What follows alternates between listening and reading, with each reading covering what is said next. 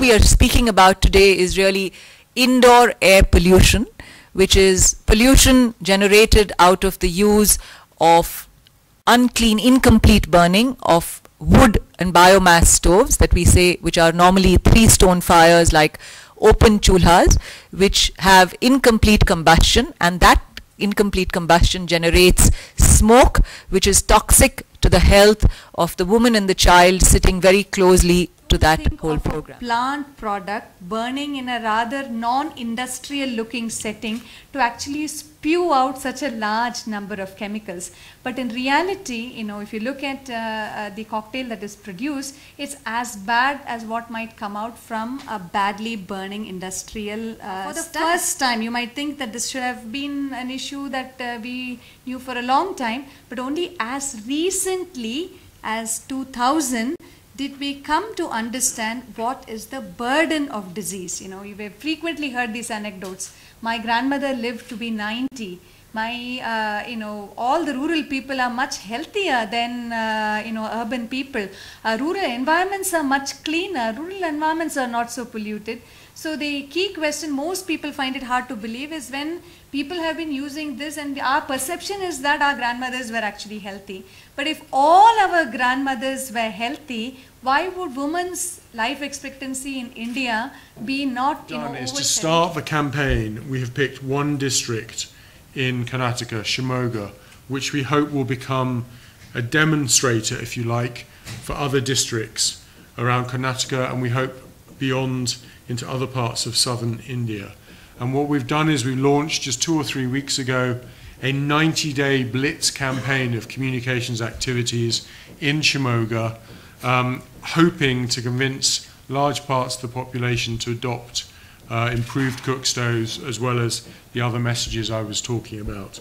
And we picked Shimoga because it has a high proportion of IAP affected households. It also has a high level of microfinance institutions there, which we hope to work with. And its campaign activities, I'm delighted to say we've received the endorsement from the state government, all of these ministries and the Chief Minister's office, and they have also directed the local district administration, the district collector, the CEO of the Zilla Panchayat, Parishad, to work with us on this campaign to provide as many resources, the networks, whether it be through health workers, whether it be through schools, whether it be through Gram Sabhas, to make sure that we can maximize the benefit of this campaign. And what we're doing is we're working with the state government, with the Chief Minister's office, on several different specific initiatives that we hope will push indoor air pollution up the state agenda, and that will help on a local level to convince more households to adopt improved cook stoves. So we are, if we can just go back, we are working with the state to look into appointing an inter-ministerial committee. So this will bring together a variety of key actors, academics, NGOs, MFIs, and government organizations to try and come up with a blueprint for state action in this area. We're looking for the state government to set targets of 15% conversion of households in certain key districts. And the idea really of perhaps looking at having IAP Free Districts bigger. So we are starting in Shimoga, and we hope it becomes a model, a demonstrator effect for other districts in Karnataka, also expanding to other parts of southern India, and then beyond as well. This issue of indoor air pollution is rapidly rising up the global agenda. For a long, long time, it's been a sort of global public health backwater. It's partly because of the climate change, the growing link between indoor air pollution and climate change, but partly also because of, as Kalpan said, the growing evidence on the health side as well. This is becoming a much, much more important issue on the global level as well. The difference that we have been looking at as a foundation, really. You're absolutely right. Improved cook stoves must be something you must have heard of from even the Indian government perspective way back in the early 1980s, which was a part of the national program for improved chulhas. The challenge around the products have been around creating a sustainable market-based approach, which allows consumers to go back with a product they have a problem on, to have a product that delivers to what they need, because we have different parts of fuels that we use in the country, we have different cooking types, we have different food habits in this country. We need a product that fits my need as opposing somebody gives me a free product. And the second aspect to it is very much around the maintenance and the usership of the product. The work the foundation has been doing in the last 5 years is to create market-based models. And the organizations that Simon mentioned to you, which was EnviroFit and Selco, are organizations which are looking at market-based approaches with products that will be relevant for the local users, with after-sales service that can support the user, can ensure that the user is using the correct product in the right way to get the maximum benefit. With this new information that is of relative recent origin, as I said, we have started estimating the disease burdens only since 2000.